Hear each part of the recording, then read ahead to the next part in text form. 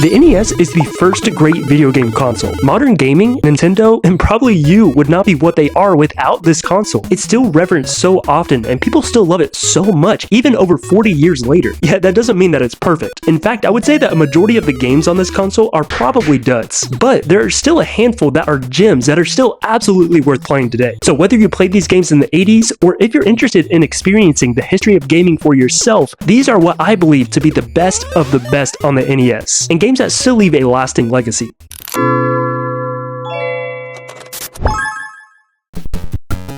Starting with the last game that Nintendo released on the system, we have Kirby's Adventure. This is absolutely one of the best looking games for the system, and one of the most beautiful 8-bit games ever made. If you look at any part of this game, it just looks incredible. But even more than the visuals, this is such an imaginative game, and you can tell the developers put so much effort into each idea that was presented. The copy abilities work so well, and it helps set the foundation for what Kirby would be moving forward. And even though it may not have the same depth as games that came afterwards in the series, it has a simplicity that I think still works very well for Kirby. For being the sequel to Kirby's Dream Land on the Game Boy, this is exactly what you would want and expect from a sequel. It's bigger, it's better, and it's a special game that I would still highly recommend playing.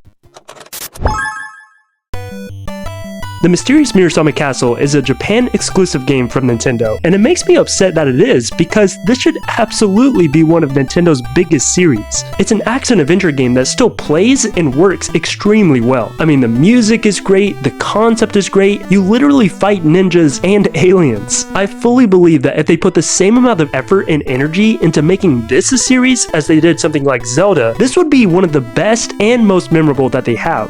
And it seems that Nintendo had at least a little interest into making this something bigger too, because this is actually the first time that they got into film with a Mysterious Murasame Castle movie. Plus, there's a mini game in Nintendo Land based off of it, so there's at least been a little interest in it over time, but they just never fully commit to it for whatever reason. Still, on its own, it is an underrated classic on the NES, and it's available to play on the NSO service, so if you're interested in experiencing what could have been potentially one of Nintendo's greatest series, then I would say for sure check this one out.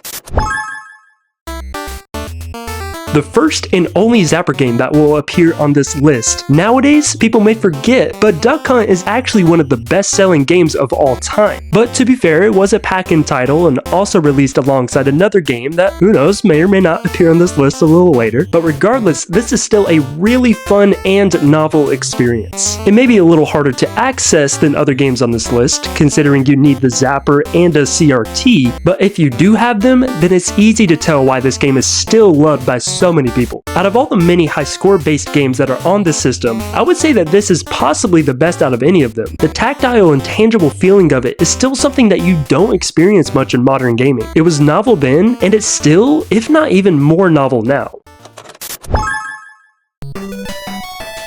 Mega Man is a series that absolutely deserves to be on this list, yet the difficult part of this is just deciding which one. Every one of them, maybe disregarding the original, but every one of these games still holds up incredibly well and feels modern in a way that most other NES games don't. But for my list, I think I'm gonna have to go with Mega Man 6. I know that this isn't typically the one that people will put on lists like this, and while I think a game like Mega Man 2 or 3 is great, I just remember playing 6 more than any of them and having a great time with it. The argument is typically that Mega Man 6 is just a little too easy, but my argument would be that that's not a bad thing. You don't have to memorize the location of every enemy and know exactly which ability to use on each boss. You can go into it blindly, use the new ability suits, and overall just have a fun time with it.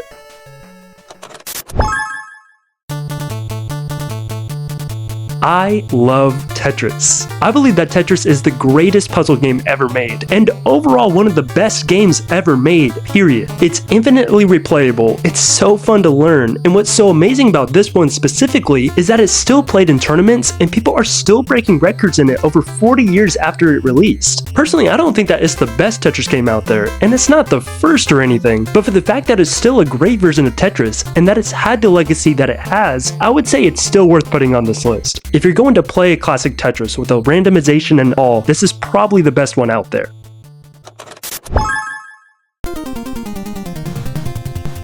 Contra is difficult, but it's the good type of difficult. It's the type that makes you want to keep playing again and again even after you've died 100 times. Because the game is so tight to control and consistent, eventually you'll gain a muscle memory for exactly what you're supposed to do. It clicks in a way that very few games do. When you die, and you will die, it doesn't feel frustrating. Instead, it makes you want to try again and fix what you did wrong. It's also short enough that this process isn't annoying or frustrating. You can beat it fairly quickly if you know what you're doing, and you can also play it in multiplayer. And if you find someone who's willing to go on that journey with you, I would say it's one of the best that you could experience on this console together. It's rewarding, it's fun, and it also has the Konami code, which is obviously a plus.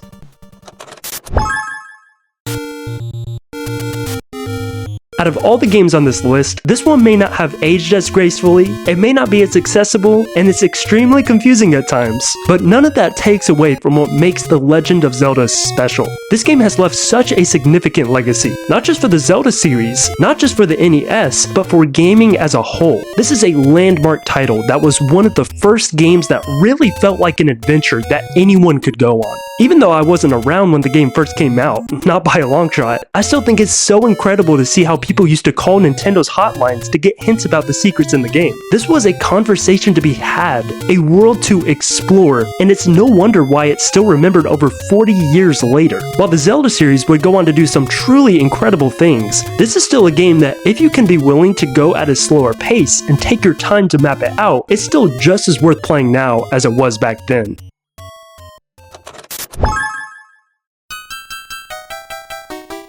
Now, number 3, we have Super Mario Bros. 3. You don't need me to tell you about this game. If you know anything about Mario, and if you know anything about the NES, then you already know how amazing Super Mario Bros. 3 really is. You would be hard-pressed to find many other games on this system that are as imaginative, still fun to play, and that hold up nearly as well as this one does. The amount of levels, the amount of power-ups, the amount of secrets. When you play this game, you're bound to ask yourself, how in the world did they get this on the NES? This is one of the few games on the NES where it can be enjoyed just as much now, if not even more than when it first released. If somehow you've never played this game before, please let me or someone else know and we will get you a copy. This is a masterpiece, and it's not something that you should miss out on.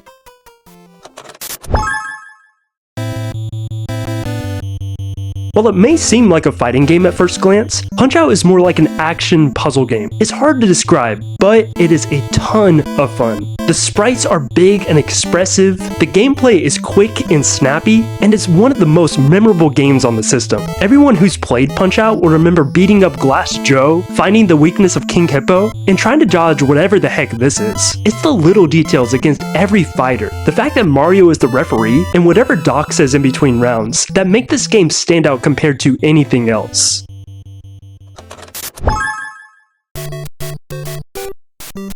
The warp pipe that takes you to the end of the first level, the top path that takes you to the secret room in the underground stages, the infinite one-up glitch. If Iconic had a name, it would be Super Mario Bros. If the NES, the 80s, and heck, even if Mario had to be summed up with one game, I think it might be this one. While Mario was a character before Super Mario Bros., this is a game that really solidified the world and the gameplay in a way that revolutionized gaming. Platformers would not be what they are without this game. The way that Mario controls is still so tight, and it's still insanely fun to speedrun. It may not be the most complex game, it may not be the longest or the most detailed, but it's a classic for a reason. It made Mario, Nintendo, and the NES what they are now, and it's still a blast to play through.